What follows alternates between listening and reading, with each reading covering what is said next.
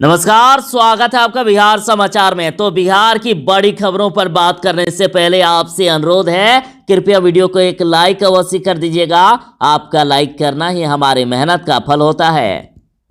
खबर को पहले सुर्खियों में देखिए तो सीएम नीतीश कुमार जी बोले कि जनता ने फिर से दी है जिम्मेदारी, तो बिहार को और आगे ले जाने का प्रयास जारी रहेगा।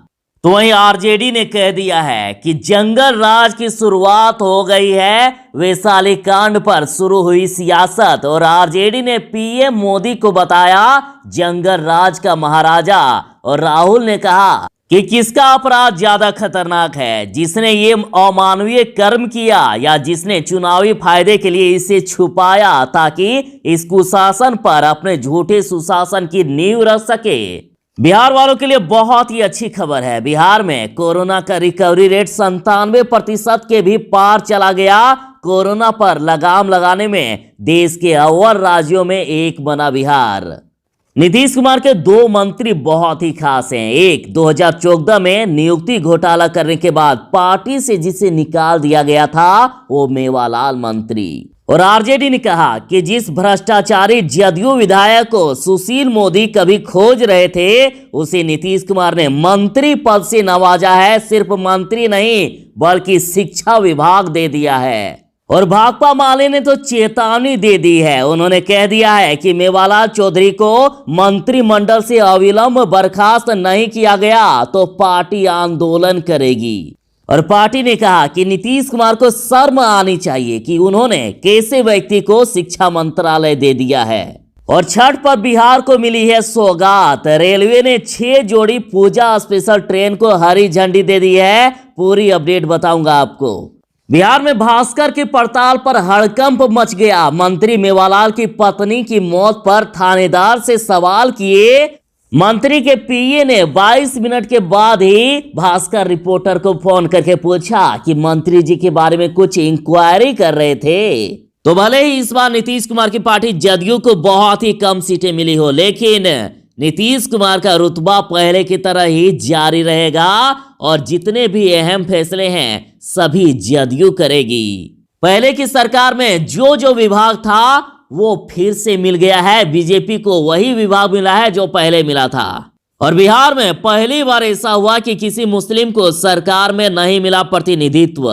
तो देखिए, एनडीए ने वादा किया है कि 19 लाख रोजगार दूंगा और किसी भी बिहार वासियों को अब बाहर नहीं जाना होगा काम करने के लिए, बल्कि बाहर वाले आएंगे बिहार काम करने के लिए। और मुकेश सहनी ने बड़ा ऐलान कर दिया, कह दिया कि प्रदेश का युवा बाहर ना जाए, इसके लिए करेंगे काम।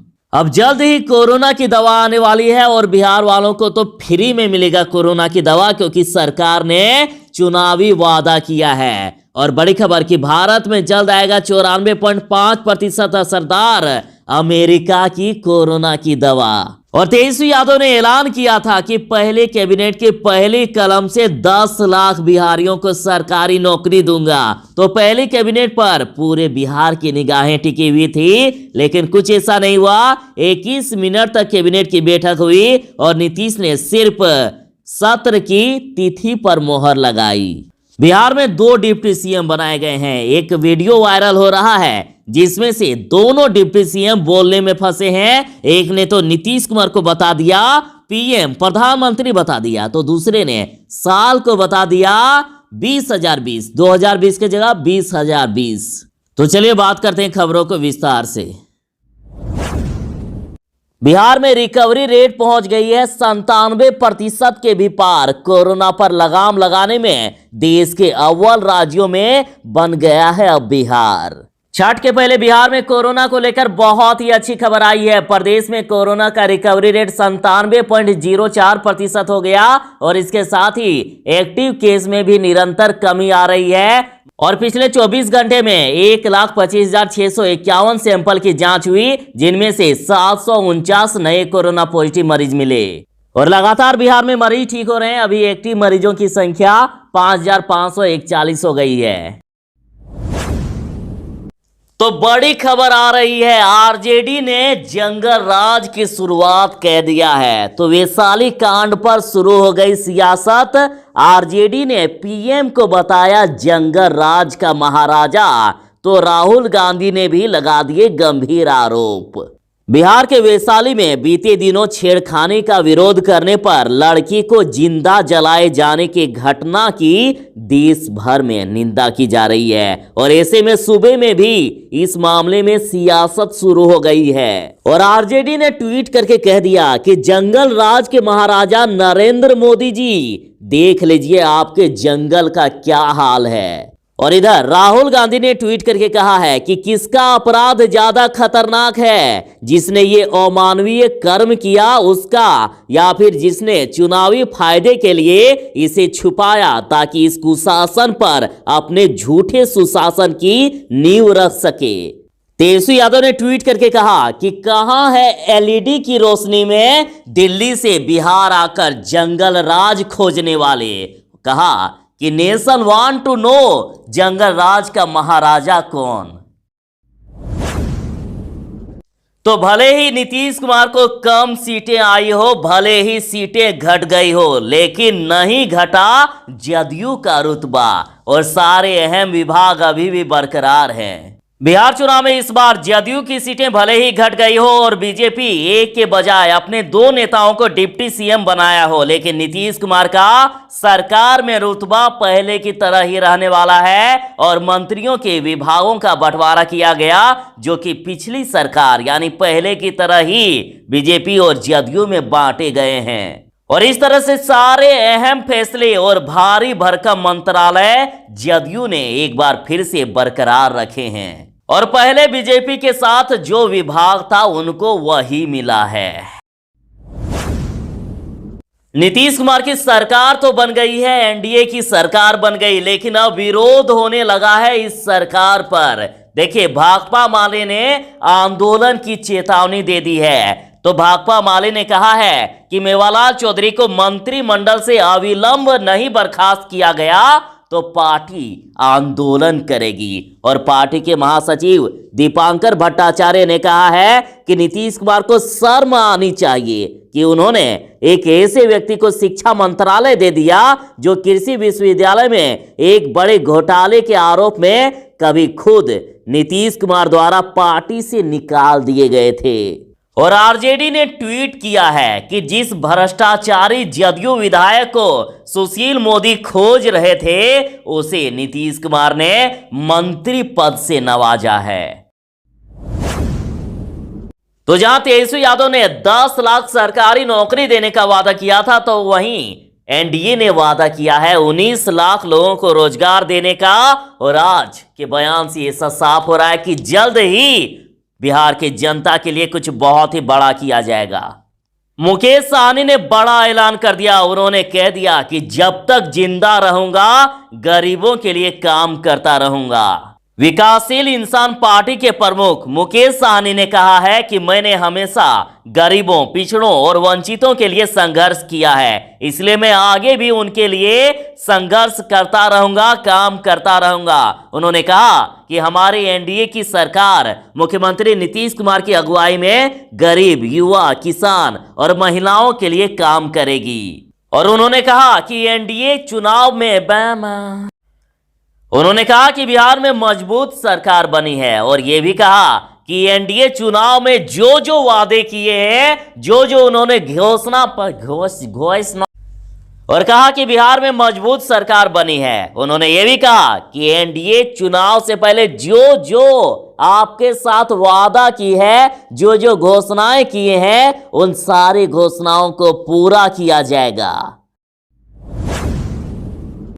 तो देखिए, बिहार में एक बड़ी समस्या है पलायन और एनडीए ने यह वादा किया था कि यदि सरकार बनेगी तो कुछ इस प्रकार से काम करेंगे कि बिहार वालों को बाहर नहीं जाना पड़े, बल्कि बाहर से लोग आएंगे बिहार काम की तलाश में। और पहली बार मंत्री बने मुकेश सहनी ने कहा कि प्रदेश का युवा बाहर न जाए, इसके लिए करेंगे काम। और आपको यह भी बता दूं कि एनडीए ने वादा किया है बिहार के जनता से कि 19 लाख लोगों को रोजगार देंगे। तो अब कब मिलेगा 19 लाख रोजगार, इसके लिए बिहार की जनता इंतजार कर रही है। तो तेजस्वी यादव ने तो वादा किया था कि मेरी सरकार बनेगी तो पहली कैबिनेट की पहली कलम से बिहार वालों को 10 लाख सरकारी नौकरी मिलेगी। तो नीतीश कुमार की पहली कैबिनेट में आखिर क्या हुआ? तो देखिए, नीतीश कैबिनेट की बैठक सिर्फ 21 मिनट तक चली है और नीतीश ने सिर्फ विधानसभा सत्र की तिथि पर मोहर लगाई और जीतन राम मांझी बने प्रोटेम स्पीकर और फैसला लिया गया है कि सरकार का पहला विधानसभा सत्र 23 से 27 नवंबर तक चलेगा। तो देखिए, इस मीटिंग को लेकर लोगों की निगाहें टिकी हुई थी कि कुछ बड़ा फैसला हो सकता है, लेकिन ऐसा कुछ नहीं हुआ।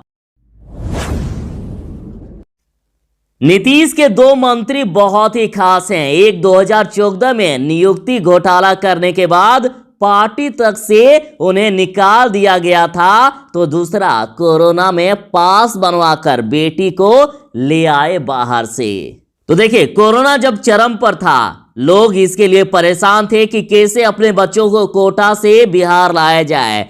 पास बनना बहुत ही मुश्किल था, लेकिन पास बनवाकर भाजपा विधायक जीवेश कुमार ने अपनी बेटी को कोटा से वापस दरभंगा ले आए और आने के बाद 14 दिनों के लिए क्वारंटाइन भी नहीं हुए थे। और वही जीवेश कुमार बिहार के श्रम संसाधन मंत्री अब बनाए गए हैं। तो वही शिक्षा मंत्री मेवालाल पर सबौर कृषि विश्वविद्यालय में नियुक्ति को लेकर घोटाले का आरोप है। इसके अलावा विजिलेंस में भी मामला दर्ज है।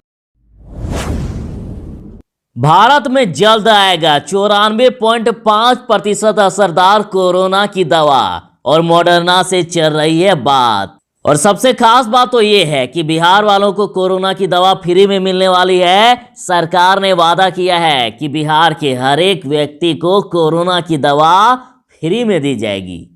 अमेरिकी बायोटेक कंपनी मॉडर्ना ने एक ऐसे कोरोना वैक्सीन की खोज करने का दावा किया है जो कोरोना से लड़ने में 94.5% तक असरदार है। और भारत सरकार भी मॉडर्ना की इस वैक्सीन पर नजर रखे हुए है और लगातार उससे संपर्क में है। इसके अलावा दूसरे कंपनियों से भी बातचीत जारी है। तो अब उम्मीद जताई जा रही है कि बहुत ही जल्द बिहार वालों को और पूरे देश वालों को कोरोना की दवा मिल जाएगी।